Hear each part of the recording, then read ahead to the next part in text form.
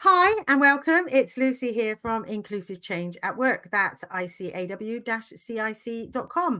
I'm here talking about the Castle Conference, which is going to be happening in Bristol on the 25th of April this year, which is 2024. If you're listening to it after 2024, where have you been? So the Council Conference is going to be a conference it's an event that we are doing with Digital Safety, community interest company, but we've also got a whole load of exhibitors and guests joining us. And today I'm here to talk with one of them. So hi, Nicky from Discover Your Bounce. Hi, Lucy. Honestly, so excited for this conference. It's going to be epic. I feel that too, although there is a sense of crikey, there's not even a month to go now. So we've got a lot going on in the next month. So yes. So I feel your excitement, but giving us a chance to have a chat, can you tell us a bit about yourself and your organization? Sure.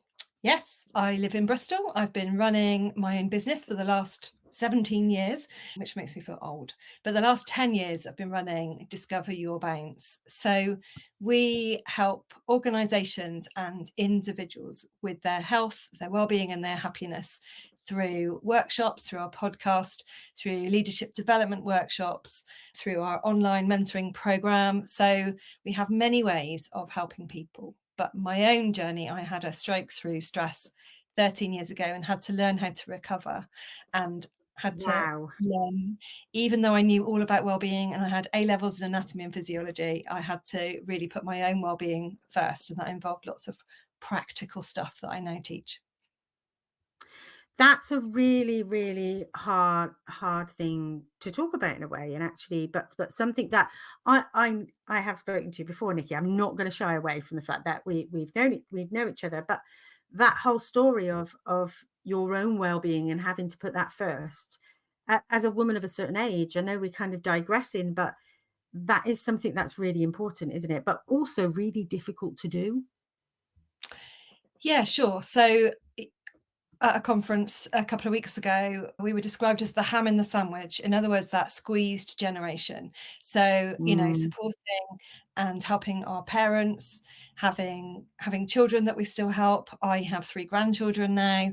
So, like you say, there's all those family dynamics as well as being a woman in business and everything that involves too. So, yeah, the ham in the sandwich. Quite like that. I get that, the sandwich generation, and I've been one of those for quite a while. It's coming down, the top layer's coming off. I'm an open sandwich a bit more now, so it's not so bad. I feel like I've digressed quite a bit on this particular conversation. But okay, so Discover Your Bounce, based in Bristol, you're going to be exhibiting at the Castle Conference. Um, why is this important to you? Yeah, I think, bringing well-being and practical well-being into conferences and events and talking to people and reminding them of why that's important is really, important to me. It's a lot of importance. But also, my daughter was very badly bullied at school from the age of 6 to Oh, God. 15 when I took her out of school partially. So it's a very personal thing for me. And I know the importance of supporting our young people and making sure they have a positive experience in life, however that is, because unfortunately some children don't, and we know the damage that can cause and what they can take into adulthood as well. So yeah, very much a personal passion of mine to look after our young children. I am so just mentioning about your daughter, and thank you for being able to share that and talk about that. Was there an impact from the online world and being online that would have been part of her journey or her story at all? Yeah, I just thank the universe that there wasn't much of an online space. Like MSN was like a new trendy thing when she was a teenager. But if we had the level of online spaces that we do now, I know that Mhm. what we went through would have been so much worse. So I Wow. think people get behind a keyboard and forget that humanity. So yeah, I think it's really important to highlight that. And like you say, just to make people aware that it's not okay. No, no, it's not. So I mean, one of my questions then is it all that bad? And what are you hearing from parents and young people, for instance, about digital well-being on this particular topic?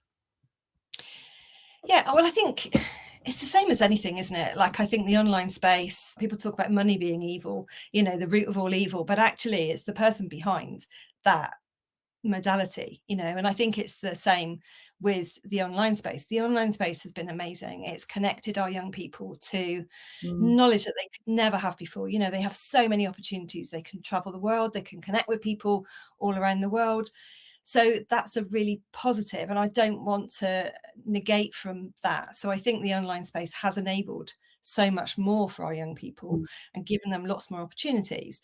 But like you say, with everything, there is good and bad. It's like when you talk about businesses, some businesses get a bad name, and there are good and bad in every industry. So, but I think what's important these days is actually to speak out about that when things aren't okay. Not, years gone by, we might have accepted that maybe some of that was okay. And actually, I think we need to collect our voices together and go, no, that's not okay.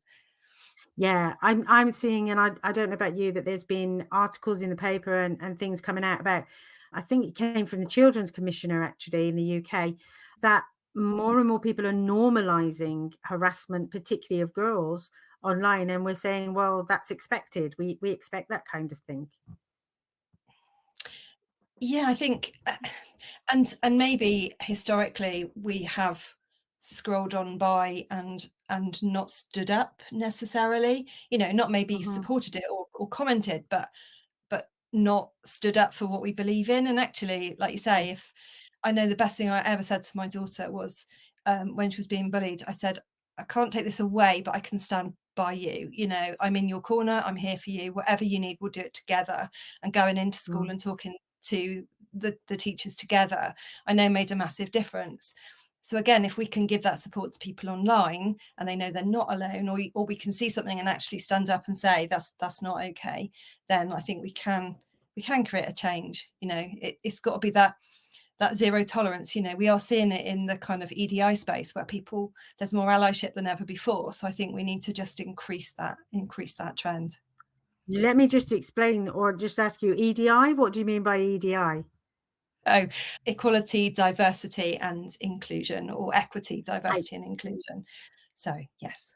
Yeah, no, I thought so. It's just that when people are listening, sometimes if they haven't heard these phrases, if they've not Yeah. been in that particular kind of arena, sometimes we go, I think I know what we're talking about, but I'm not quite sure. Yeah. One of the things at Inclusive Change that we talk about is building the future of work with neurodiversity in mind. And sometimes the word neurodiversity is something that people go, I think I know, but I'm not quite sure. And it's Yeah. kind of the same with things like EDI and things like that, isn't it? Yeah, and it's always good to ask and be curious, isn't it? I love Yeah, finding out new phrases or new things about people. So yeah. yeah. Can I just touch on a bit of neurodiversity actually? Because I talk about that. And at the conference, I will be talking about digital safeguarding and neurodiversity. Neurodiversity being the fact that we all have different brains and we all process the world in a different way, but sometimes some of us might have brains that process it in a different way, a very different way, and ways that can be detrimental to some of the things that happen on the internet. Is neurodiversity something that is relevant or that we can talk about in terms of Discover Your Bounce and what you do?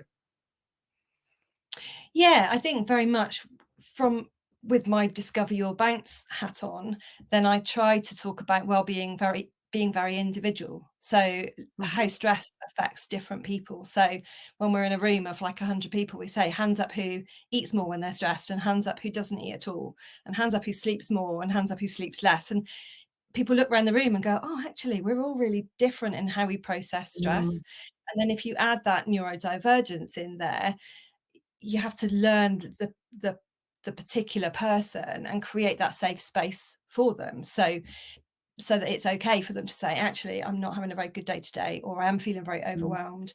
And then from putting my family hat on, me, my daughters and my granddaughter all have different neurodiversities. So I think that's the right terminology. Yeah, But neurodivergence. Yep. Who yeah, know? Yes. so we say we're a neurospicy family because then you don't have to go into all the different terminology. But it very much what we all have different needs and wants within our family dynamic. So definitely, like you say, asking people, how can I help and what do you need? I think is how I've Yes, kind that's a of phrase I've got from you. Yeah, seen definitely. The "How can I help you? What do you need?" it. isn't just in terms of that well-being space, is it? It's just being a kind human and saying that to people.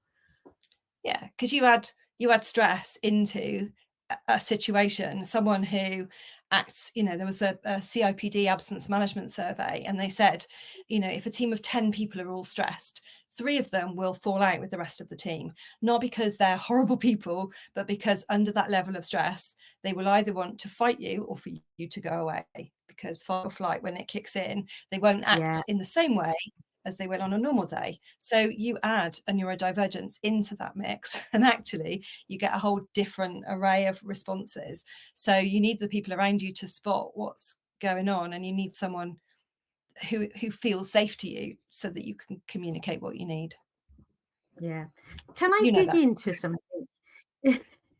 Can I dig into something about mental health and well-being and young people and the importance of being able to manage and be able to support so that we've got people in the future and we've got a greater work we've got I can't even get the words out here. I may even have to have think about this in a different way. Right. Mental health and young people. Thinking about the impact that that's going to have on our workforce in the future. If we don't address and don't support young people in managing their mental health, what impact is that going to have on employment and employers in the future? Well, we're already seeing a shrinking workforce. They talked about the great resignation after COVID. A lot of Mhm. people decided to retire early or do something different. So looking at the top end of the older end of the workforce, we know that there's people that have left already, and I think that may well continue. You might get some of them Mhm. back, but they're going to want a lot more flexible working in that. And then you look at Mm. the young people, and like you say, we know that the younger people that have some kind of mental health challenge, we know those numbers are rising, and the numbers Yeah. of sick days in the workplace that are taken every year is just going up by a couple of million ish every year. So Just a couple of million. just a couple of million. So yeah, and you take mental health challenges and then like musculoskeletal conditions, which Mhm. are usually have some kind of stress impact on them. Oh, wow. So our workforce is going to shrink if we don't Mhm. provide that support, because if you do support someone when they go through a challenge, they are usually more loyal than someone who hasn't had that support. So Mm. if we can support our young people in the workplace, but young people, they need to know. Someone asked what resilience was the other day, and it was like, yeah, Yes. we use the term, we bandy it around like, oh, you need to be resilient. Well, what does that mean? And I think if you can give someone that extra time and support early days, then they're going to stay with you. Or if they don't stay with you, at least they're going to have a good time in wherever they go next. I think it's Yeah. a just a good thing to do. But yeah, if we are heading for a lot of skills shortages, and if you can a lot of our young people, they think in such a different way. They're amazing. They problem solve in a way that leaves me standing. So if you give them the right support, you're going to have a really good team. I totally agree with pick up on the word resilience then. What would you how would you define resilience? Is that something that we can do?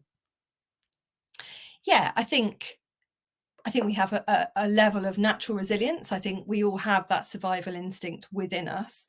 But I think there are tools that you can learn and skills that you can learn, that if you have a bad day or a health challenge or something goes wrong or someone needs your attention, it's being ready to act when something challenging happens, and also to know how to rest and recover afterwards.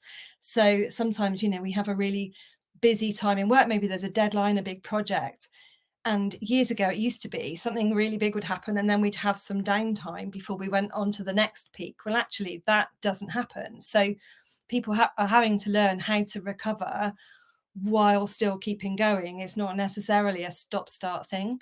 So again, knowing what is good for that person. So I know with me, sleep, Mm. like I have to, that's how I recover, is my sleep. And if everything else is really busy, as long as I'm sleeping okay, that I can manage and keep going. But we have to know how to Mm. recharge ourselves, whether that's being around other people or, being silence. We need to know Yeah, those having things. that And you downtime.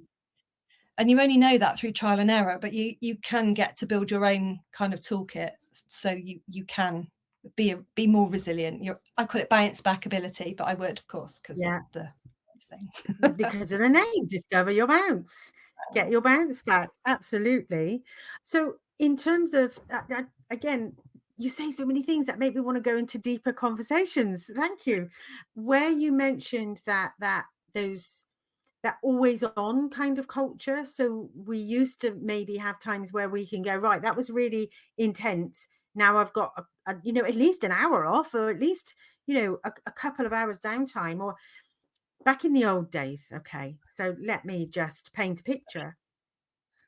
Back in the days when I worked in law enforcement, you do some incredibly intense work, and then you might have that downtime down at the pub, go as a team, and you'd go and debrief and talk about the stuff that might have happened. My partner is in the army. That's the kind of thing that they used to do, is they'd do really intense work, and then they'd work hard and they'd play hard. That always on culture now, though, is that allowing us that downtime? Is that it? How do we manage this?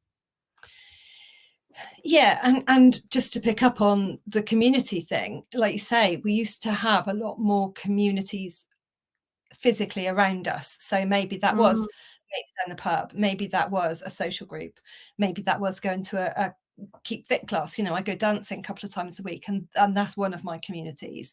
Maybe a yes. church was our community. And our younger people don't necessarily have access to those in-person communities because they build this online world. So Yeah. I know lots of people, work is probably one of their only communities. So having a safe space at work is really important for them. But also, Mm, a lot of their communities are online. So if you add in the cyberbullying and that kind of thing, that online world isn't their safe community anymore. community So anymore. where do they Where do find they their find it? community? So So not only do you take me deeper into the conversation, we say the same things at the same time. Sorry. yeah, but also that always on. My husband will say, if my phone lights up, he will give me about 3 seconds before I pick it up, unless I Yeah. turn it over or physically move away from it. So always on does, the brain resets with sleep and silence. So always being on and always reacting isn't necessarily a good thing for us, because it used to be fight or No. flight. You fought a saber-toothed tiger, then you either escaped or you killed it, whatever, and then you went home, you had some food, and you slept for 12 hours or whatever it is. Mhm. We don't get that off. It's just on and then a little bit off and then on again and a little bit off and on again. So we never get that chance to actually rest and recover unless we really consciously do that. It's an intentional aspect of doing that kind of stuff, isn't it? That recovery. Yeah. Yeah, because it's like when you go to events, I've heard it called the event hangover, because you have a couple of days, we go to conferences and things, and you talk to people all day Mm. or for a couple of days, and then the next day you do need that recovery time. Otherwise, you do feel just a bit foggy and a bit tired. So yeah, recovery is important. Absolutely. And I just want to again pick up on something around fight and flight. So fight, flight, and freeze are kind of the responses to anxiety and stress with that we naturally have. And even animals have them. If you watch dogs and cats, they will go into fight and flight. Um, the fight flight kind of phenomenon, if we're talking about being online and that digital world, we're getting the impact, and our body and our brains are having to go into fight and flight more and more often, aren't they? Because we're seeing and perceiving threats from things online that may not even be a threat. Sometimes it might just be a text message. Yeah, and we have evolved as a species massively, but actually our Mhm. brain chemistry and our brain function, how our brain is made up hasn't. So we have the prefrontal cortex, which is what sets us apart from other mammals. So we can be inspired and problem solve and do act The differently. amazing things we do. Yeah.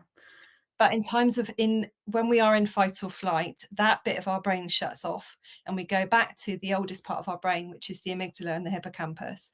So in fight or flight, we lose 60% of our brain's ability to function.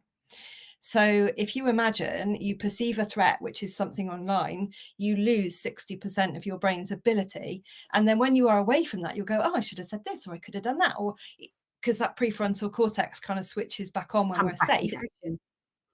So, like you say, those threats used to be a saber-toothed tiger or whatever, and now it can be an email, a text, and particularly, our brain can't tell the difference between real and imaginary. So, if we tell ourselves a story, so I had a letter from one of the teachers when my daughter was being bullied, and I got really Mhm. offended by this letter. I was like, that's outrageous, blah blah blah blah. And my husband said, "Let me read it." So I let him read it, and he went, "I don't see what you see." I don't see the threat. I don't see Yeah. that she's being unreasonable. But in my fight or flight You mentality, had completely.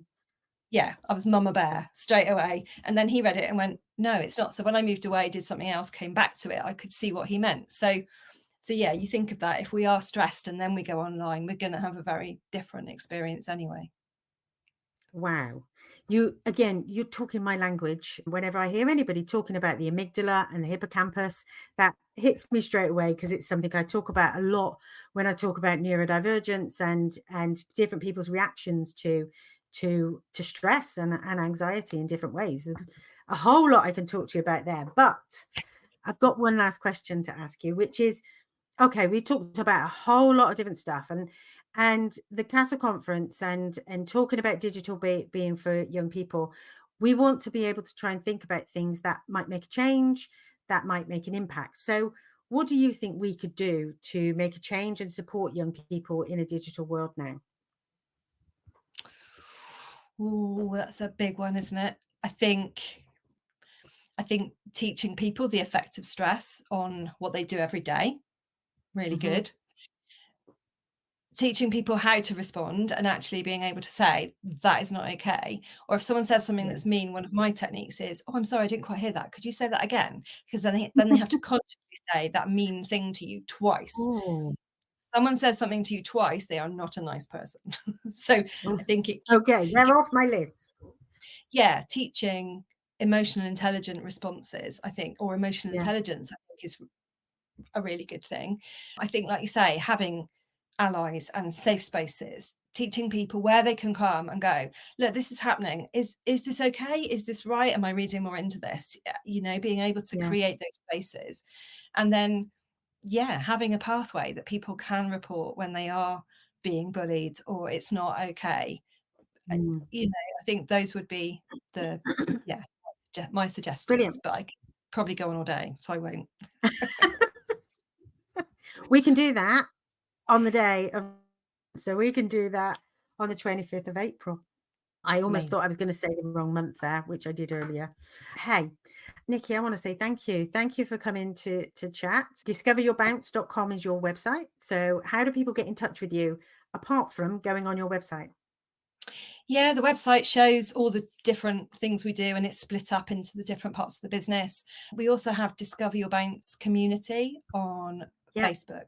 So we put inspiration, we put some funny things in there. Again, it's a safe space online that you can just come and chill. Yeah, that's quite good. And I'm on LinkedIn if anyone wants to connect on LinkedIn. I'm just Nicky Marshall on LinkedIn. So thank you. So that's Nikki Marshall, discoveryourbounce.com. Find you on LinkedIn. Just look up Nikki Marshall and we'll find you on there. Or come to the Castle Conference. The Castle Conference, all about digital wellbeing for young people, will be on the 25th of April 2024. That's going to be at Lee Court, and we're hosting it alongside Digital Safety, which is a community interest company with basically digital safety at its heart. We want to make communities as safe as possible online with them. And I'm Lucy from Inclusive Change at Work. That's ICAW-CIC.com. If you want to find out more about joining us at the conference, tickets are just £9, and you will get a full day of networking, of speakers, of fabulous lunch, and even breakfast for £9. You cannot go wrong with that, is It's a all I can bargain. say. Exactly, it's a bargain. But more importantly, and having spoken to different people now through doing these interviews and bringing together a community of different people, I cannot tell you how incredible it will be to bring all those people together in a room and be able to start talking about how we tackle this topic and doing things as a group and as a community. That word comes across in every single interview and conversation that I have. Community is just the core theme running through everything.